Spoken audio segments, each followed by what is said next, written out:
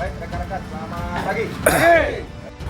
Untuk itu, saya mengingatkan kepada rekan-rekan sekalian tidak akan pernah bosan-bosan melakukan kegiatan ini, melakukan upaya-upaya pencegahan sehingga khususnya di Kecamatan Kayagung tidak merupakan salah satu penyumbang asap ke Jakabaring, ya. Dan kita berharap juga di seluruh wilayah Sumsel, bukan di Oki saja, tidak terjadi kebakaran hutan dan lahan.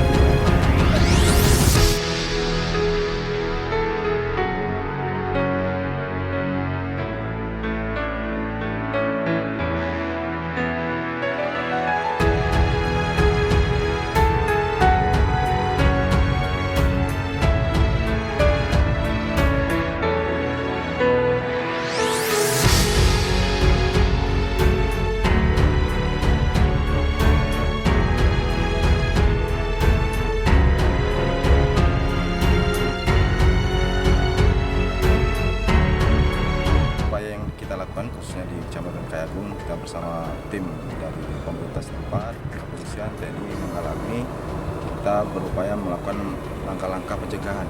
Salah satunya adalah menyebar maklumat yang disampaikan oleh Kapolda, Pangdam, dan Gubernur tentang larangan membuka lahan. Yang kedua kita lakukan adalah pemasangan spanduk sepanjang jalan lintas yang ada di Sepucuk ini.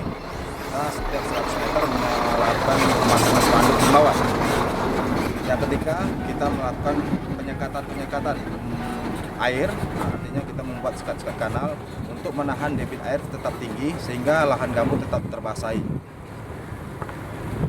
Yang kita ketahui di belakang kita ini ada lokasi yang memang di tahun 2015 sangat parah terjadi kebakaran hutan dan lahan. Namun atas upaya-upaya kita, pencegahan kita, alhamdulillah di tahun 2017 dan di tahun 2018 ini tidak terjadi titik api satupun.